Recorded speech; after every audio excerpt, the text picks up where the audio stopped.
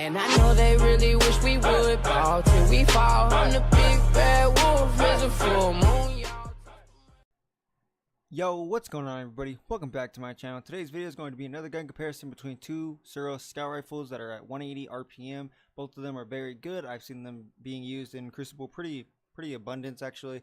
It's pretty much anyone who doesn't use a Meta is either using a Nameless Midnight or one of these weapons right here. I've actually started out the game using one of the weapons. It's not this one right here, but it's actually the other one. This one right here is the newer version of the one I'm going to show you in a little bit. This is the Tango-45. It is a Suros pulse rifle, scout rifle, my bad. You guys can see over here, here are the stats. I think the impact for the 180s are always the exact same. I'm not 100% sure, but you know, in Destiny 1, they actually had a little bit of variation with impact. You could actually adjust that, make it go down, make it go up by just a little smidget. But this game does not really have any variation to it on impact because they want every gun to be kind of balanced. But anyways, so there's the impact. The range and stability are actually really low, in my opinion, for a scout rifle. I think the range is probably the worst thing on this weapon. The reload speed and the handling are pretty good. The reload speed is lower than the range stability, but most of the scout rifles don't reload super quick. Has a 16 magazine. I have a shader on it, the Suros Modular Shine. And then over here we have the precision frame, which just makes it more vertical, which actually I will show you guys the recoil patterns. They don't really kick that much just because of the fact, but so here are the sights. Pretty much you can change these between that one and this one. I personally like the SPO 28 front. This is how I run the gun. And then alloy magazine, which just reloads your weapon faster when the magazine is empty. So I mean, that's pretty good. And then right here, triple tap, you know, rapidly landing precision hits is actually, I believe, 3 in a row will return 1 round to the magazine reserves. Now this is not that great, honestly. I mean, I guess if you're going up against a boss, it kind of helps, and if you're running out of ammo a lot, it kind of helps. But personally, I don't think this is worth it. I don't really like this trait at all. But right here has steady rounds, and I actually like to run it with steady rounds more often than not. This is how I run the gun. This is how my setup is. Anyways, this is gonna be kind of quicker, you know, gun comparison. I'm gonna get into the next gun right now.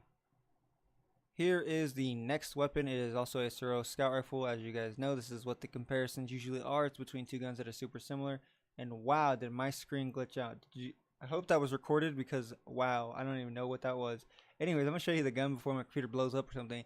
This is the Tone Patrol. This is actually in the very beginning of the game. It was one of the first scout rifles I actually got, and I used it in PvP pretty like a lot, actually. I used it a lot. There we go. I used it so much that I pretty much didn't even want to go for the Meta, just for the fact that, you know, I didn't think it was that great until I got the Meta, and I was like, wow, there is actually a huge difference in these two weapons because they're both 5 shots in the, you know, 4 to the head, 1 to the body, or 5 headshots, no matter what, because this only does 48 damage in PvP, unfortunately. I don't know how much body damage it does, but, you know, the fact that it's slightly slower and it's the exact same amount of headshots to kill kind of throws it off. But anyways, so the impact on this one is pretty high. The range and stability are kind of more balanced out for a scout rifle, I think, in this one, on this one. And then handling and reload speed pretty much look the exact same as the other weapon. Has a 180 RPM, 15 magazine, so 1 bullet less. And then over here we have the SLO-10, the SPO-57, which actually, this is, I think I talked about this in the other video with the auto rifles. This is by far my best, or it's the best sight, in my opinion, for any Suros weapon, just because it's really good. It goes on, you know, like what SMGs, auto rifles. I've seen it on the scout rifles and pulse rifles. So I mean, this is like by far the best one to use, in my opinion. I just think it makes the recoil seem more predictable and stuff. And then right here we have the SPO. I believe the other one had this one too, the 37, but I'm not 100% sure. And then right here we have the flared magwell, which I actually love to use because it does make your weapon reload really fast.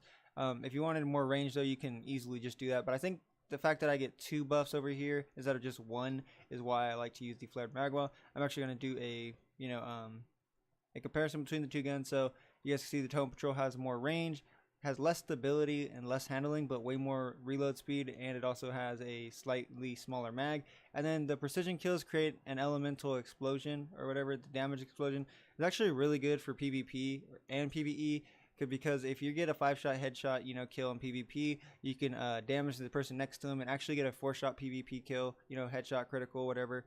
And that's really good. But I mean, overall, it's not gonna actually do anything for PvP. It's way better in PvE. This is where it like really shines, because if you're like getting attacked by a lot of enemies, that actually does end up killing multiple enemies after you get a headshot kill. So I mean, if you can one-shot some enemies, then you can actually do damage to their, any enemy that's next to him, and you can actually end up killing some of them, especially if they're lower health or like around half health. You can actually get kills with these two weapons really quickly. Anyways, we're going to get into these game clips now because I've been talking for a little while, and I'm trying to get this out there because I don't have that much time. But anyways, we're gonna get to the game clips right now.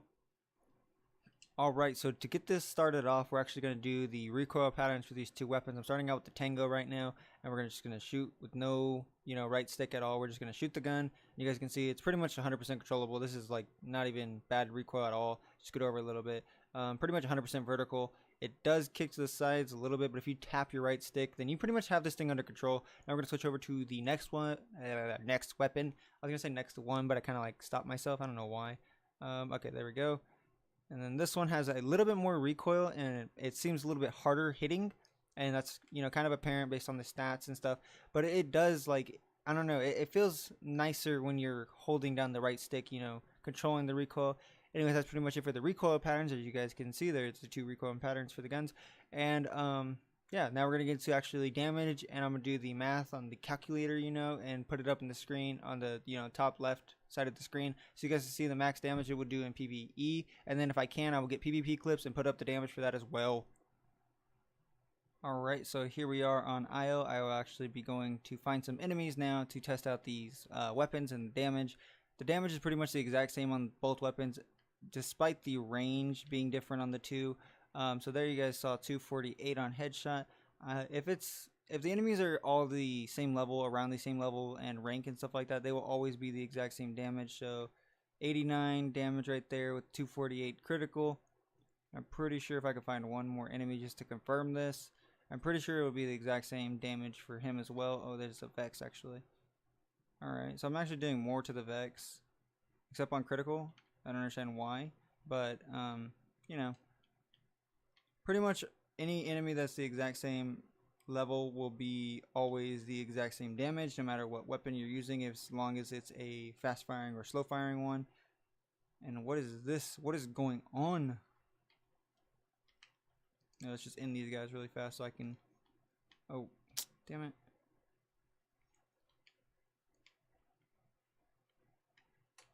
Trying to crit 89 actually.